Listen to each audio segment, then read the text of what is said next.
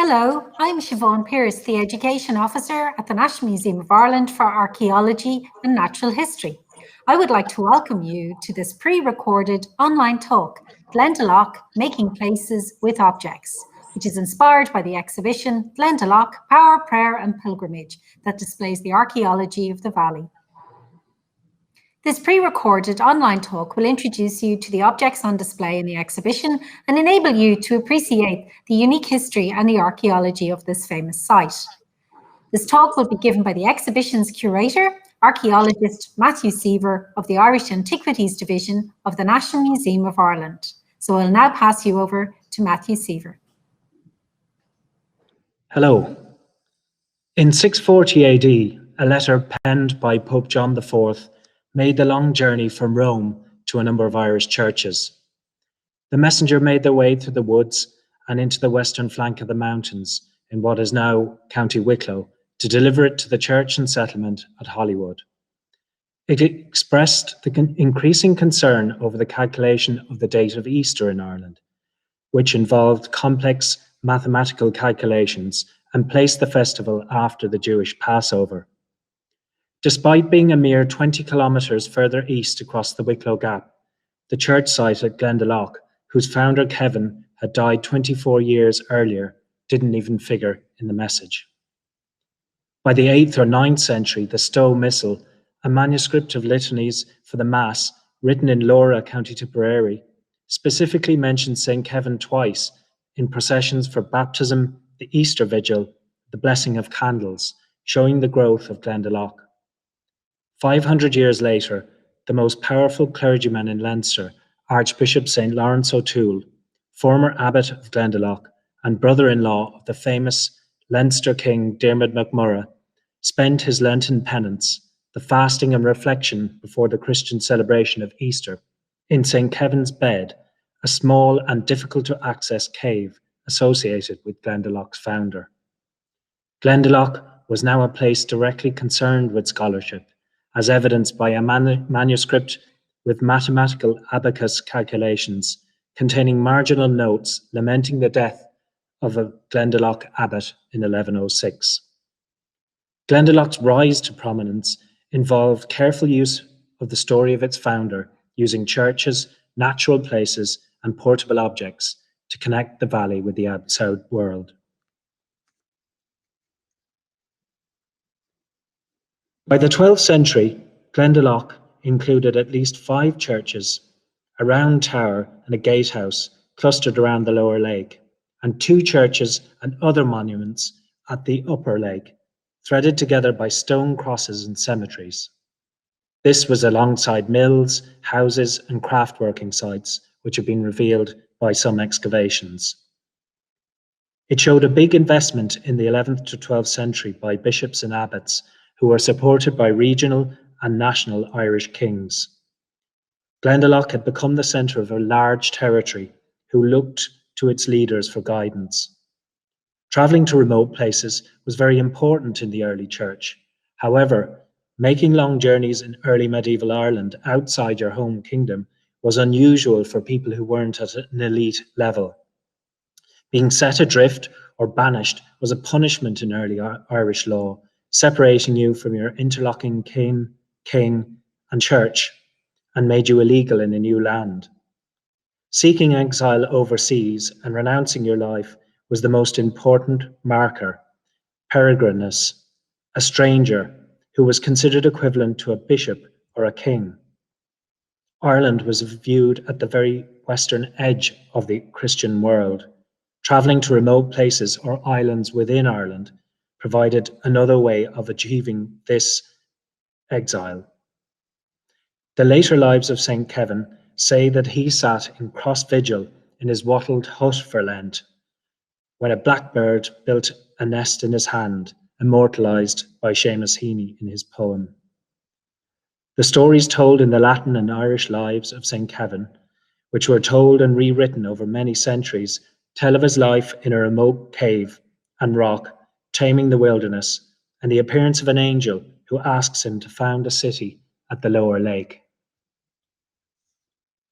Glendalough is therefore a place of contrasting ideas, a remote aesthetic place which allowed the community to become part of the saint, and a busy monastery with craftwork, burial, prayer, healing, and exchange happening on a regular basis.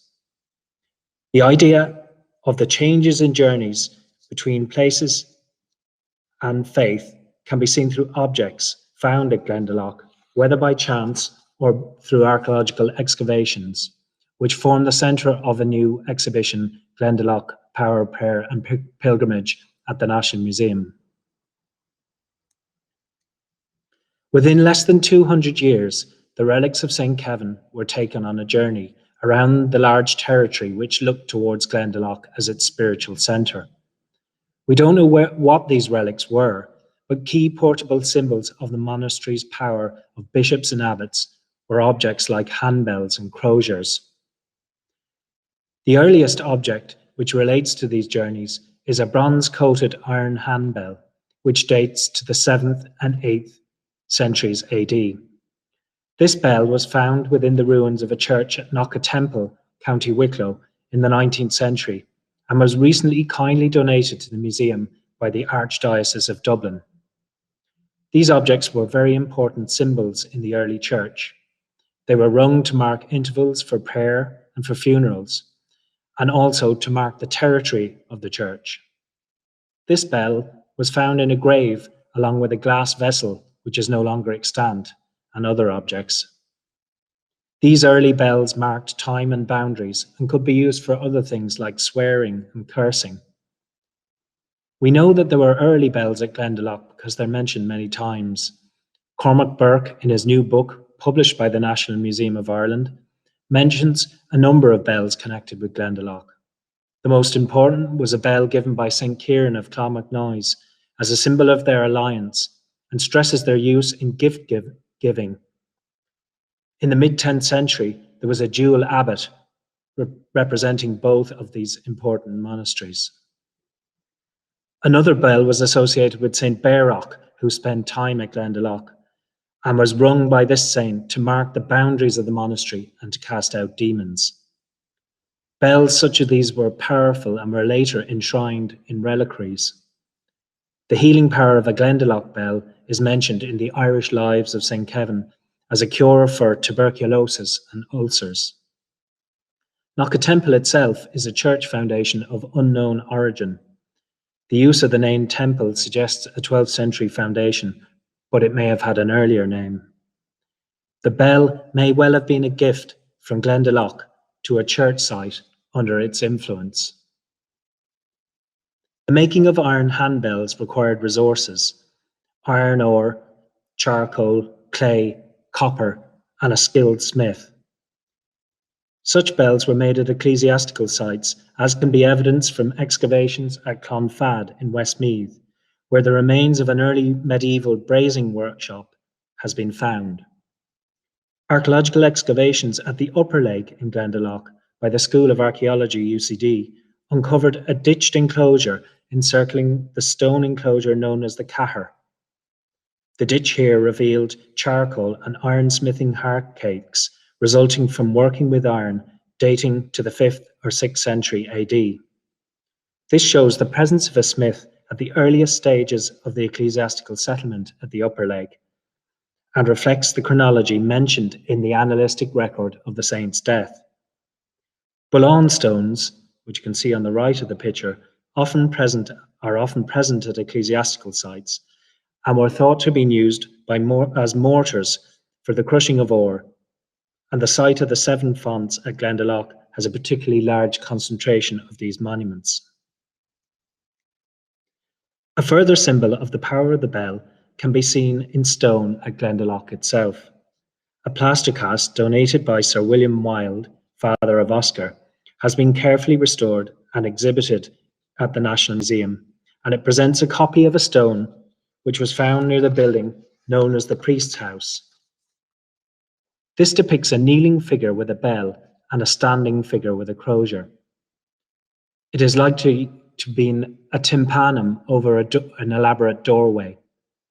If it was part of the building which became known as the Priest's House, it might have been the entrance to the building containing relics which are mentioned in the Irish Lives. The plaster cast along with 3 separate antiquarian drawings, show what this intact carving would have looked like. Unlike many monastic sites, the crosier and handbell from Glendalough do not appear to survive.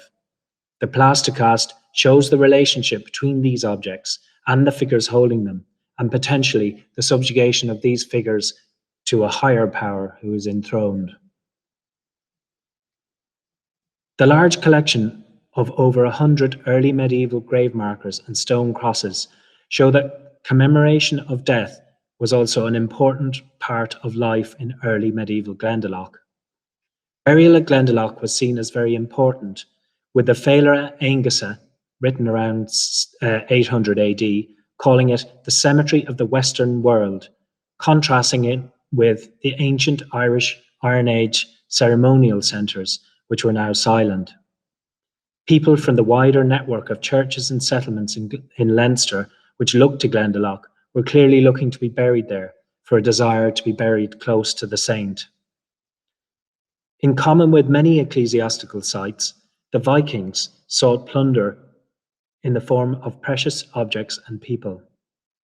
There were 3 raids by the Hiberno Norse at Glendalough, each of them with different motives. Connections between high-status metalwork at Glendalough and objects prized by these Viking raiders can be seen in the exhibition. Excavation work by the School of Archaeology, University College Dublin, revealed a gilt chip-carved mount of an 8th century date, which is the object on the right.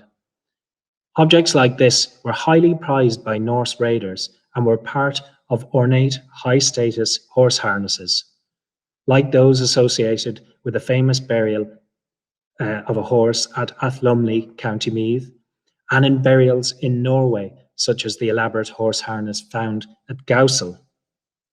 The Glendalough object shows the presence of high-status, possibly secular people at the main monastic complex, which, when combined with the radiocarbon dates from the excavations, suggests activity at the lower lake at a much earlier date than has previously been suggested. Closer to Glendalough, 20 kilometres to the south, excavations by Paul Stevens on the route of the N11 at Ask, County Wexford, found a series of prehistoric ring ditches, Bronze Age burial monuments, and a standing stone. A cremation here was associated with a chip-carved, cross-shaped mount, an object likely to belong to a similar set to that at Glendalough, which you can see in the centre of the picture. It is likely that this was an unusual Viking burial, reusing a prehistoric burial monument and repurposing these Christian insular objects. In the 10th and 11th centuries, Glendalough was drawn closer to the sphere of the developing town of Dublin. While early raids were connected with raiding, later Hiberno Norse raids were part of contemporary politics. For example, Murchad O'Brien, son of Brian Boru, raided up to Glendalough in 1013 in the lead up to the Battle of Clontarf, and the Kingdom of Dublin intervened to attack political rivals in Kildare and Glendalough in 1020. 3 coin hoards from this period have been documented from Glendalough. 2 contained Anglo-Saxon coins of the mid to late 10th century, while a third contained Hiberno Norse coins from the 11th century, around 1020 AD, which was a part of a larger coin hoard found in the 17th century. Only one of these hoards can be traced today and has been held in the British Museum since its discovery in the 19th century. Silver coinage was only used in Ireland in the zone around Dublin and in the Westmeath heartlands of the male Shocknell kings. Outside these zones, silver bullion and a complex system of render and exchange existed. There are coin hoards at several major ecclesiastical sites at this time, and the coin hoards show the accumulation of wealth at these sites. A single coin of King Sitric Silkenbeard, the first Irish coinage from around 995 AD, imitated the coinage of King Ethelred and was found during excavations to the west of the Round Tower, and it can be seen in the top left of this picture. This crux or cross edition showed Christian symbolism, and King Sihtric himself travelled on pilgrimage to Rome in the early decades of the 11th century. The discovery of individual coins is of equal importance to that of hoards, as they indicate everyday transactions using coins at Glendalough. Trade between Glendalough and Dublin could have included commodities such as timber. The ship at Skudalev III, found in Roskilde in Denmark, was built using timber which originated in the hinterland of Dublin, probably from the Wicklow Mountains. A replica of this ship had been sailed to Dublin in recent years and was exhibited at the National Museum of Ireland. You can see in the bottom right the picture. Forestry dominated the holdings of Glendalough and included the lands known as Cuireach, whose very name mentions forestry. Recently published pollen coring in the valley has shown a rise in cereal pollen and a drop in arboreal or tree pollen during the early medieval period, suggesting increased tree felling and agriculture. The material connections between Dublin and Glendalough can also be shown through dress and ornament. This beautiful ringed pin, found in excavations at Glendalough by the School of Archaeology in UCD, would have been equally at home in Christchurch Place in Dublin, where identical late 10th to early 11th century examples were found. Journeys by women to Glendalough, and indeed women in general, are rarely included in the literary sources. References to women in the lives of St. Kevin are largely negative, apart from the miraculous resurrection of nuns who had been murdered there. We know that there was a female foundation at Glendalough dating from at least the 11th century at St. Mary's Church on the edge of the Upper Lake complex, and like other contemporary important monasteries in Europe, was likely to be a place of retirement for significant royal women. One object in particular recalls these journeys. A shoe found above the Upper Lake at Lugduff was radiocarbon dated to the 9th to 10th century as part of the exhibition preparation. The leather specialist, John Nichols, suggests that this shoe is a woman's shoe, probably a modern size 4 to 5. It was a high-status, well-made slip-on shoe, but it had been heavily worn and repaired and had no evidence for thonging, leading to its loss in the peat on the mountainside. In the 11th to 12th century, we see a change in the kinds of objects which were found at Glendalough. Objects with connections with distant, important Christian places were bought there. The first was a porphyry tile found in the most remote of the churches at Glendalough, Temple na Skellig. This church and an associated series of houses and platforms was accessed from the lakeside. Excavations here by François Henri in the late 1950s revealed one of these green porphyry tiles. They have been recently catalogued by Ryan O'Flynn, and he's found that they are associated with ecclesiastical sites in Ireland. They may have come from Roman imperial buildings in northwestern Europe. O'Flynn links their appearance in Ireland to Bishop Donatus, the first bishop of Dublin in the 11th century, who was responsible for bringing in a whole range of relics. They may have been given to Christian missionaries by bishops in Germany and carried to places in northwestern Europe as symbols of the power of metropolitan bishops in that region. The use of symbols from the Roman world chimes with references to Roman soil being brought to Glendalough by St. Kevin to sprinkle on the cemetery after receiving the rite of pilgrimage, a story which is present in all three Irish lives of the saint. Another example of this process can be seen through the discovery of a tiny jet cross through excavations, again by the School of Archaeology, University College Dublin.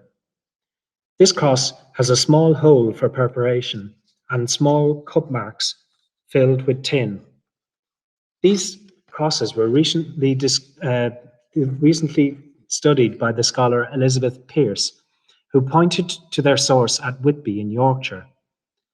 and they've been found in considerable numbers in that region and in York, a city with a very close relationship to Dublin. Internationally, they've been found across northwestern Europe, with an example being found as far away as Greenland. Examples of these crosses in Ireland have been found in Dublin and at the island settlement at Newtownlow, and 3 other examples which can't be provenanced. Many of these examples have been found close to churches. These jet crosses may have had apotropaic properties and are likely to have travelled with a cleric through Dublin to Glendalough. They have been dated to the 12th century by Pearse, but O'Flynn places their dating earlier in the 10th to 11th century. These objects show how Glendalough became increasingly powerful at this time, looking outward and eventually becoming the centre of a large diocese in 1111 at the Synod of Rathbrassel. These long-term relationships with northwestern Europe can also be shown in a more corporate way. A bronze bell found in the 1980s during grave digging is likely to be made in northwestern Europe in the 11th century. This bell is the earliest of its type in Ireland and also features in Cormac Burke's recent National Museum of Ireland book. While earlier bells were rung by hand, this bell had an argent and cannons which allow it to be attached to a stock and rung within a belfry by means of a rope. It is likely to have been hung within the circular belfry attached to St. Kevin's Church. A similar belfry was also attached to the western end of Trinity Church at Glendalough. St. Kevin's Church was interpreted as a mortuary chapel by the scholar Tomás O'Carrigan. Bell towers were being built across Europe at this time, and the sound of bells features in a number of stories of Irish saints, and the scholar Lucy Donkin sees this as a way of transferring an imagined soundscape of Rome to Ireland. These bells are early and are similar to examples found in Germany, Iceland, and Durham. Irish clerics travelled between Ireland, particularly from Munster, and Germany in the 12th century. Early stories of the life of St. Kevin are present in Continental manuscripts at this time. These long-range journeys taken by those who brought back these objects, probably by clerics, are remarkable but not necessarily unusual. Members of important ruling families travelled to Glendalough to retire and to be buried in the 11th and 12th century. In 1030, a prince of the Kinsale dies at Glendalough, while in 1098, Derval, mother of the High King Muircheartach Ivrin, is also recorded as dying there. Another king, Ira O'Larkin, king of Imirdig, dies at Glendalough in 1112. These kings and queens were all prime movers in the politics of Glendalough.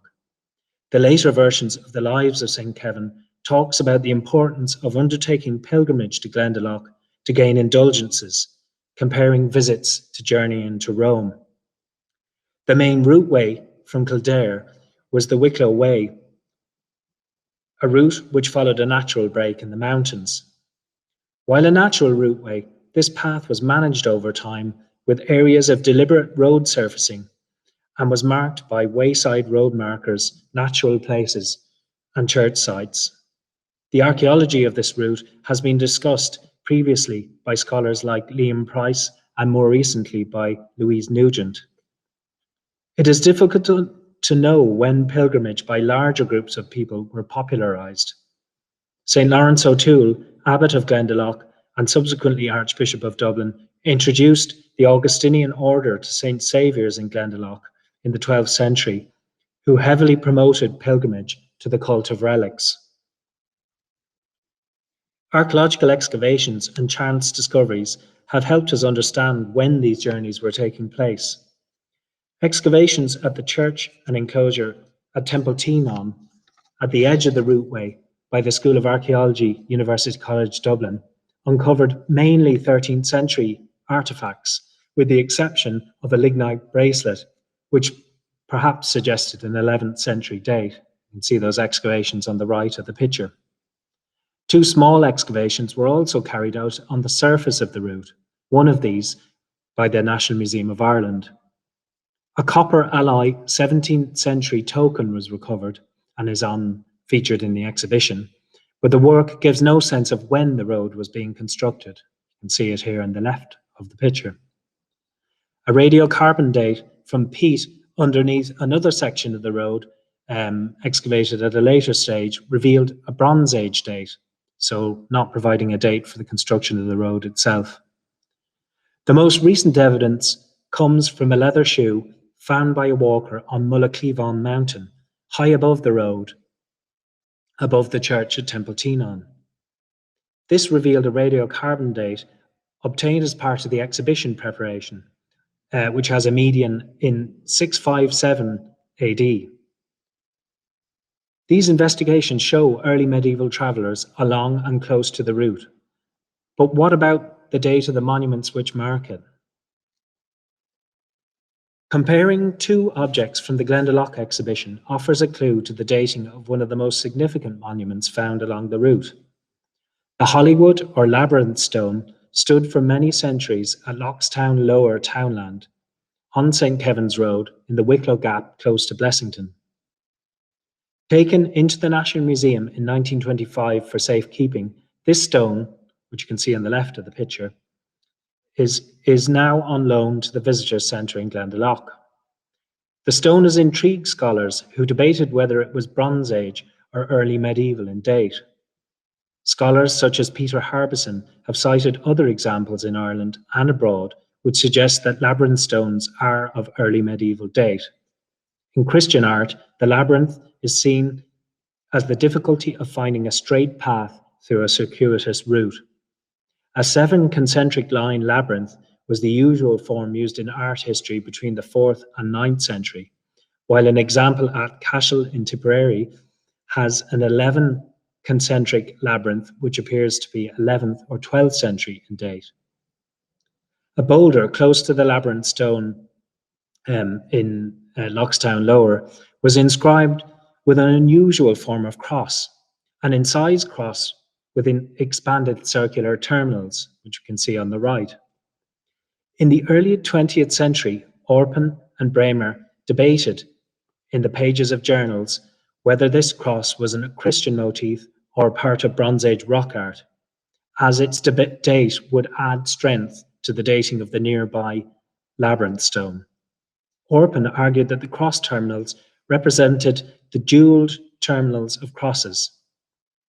A cast of the boulder was made and donated to the National Museum, and other than Bremer's grainy photograph is the only remaining record of this object.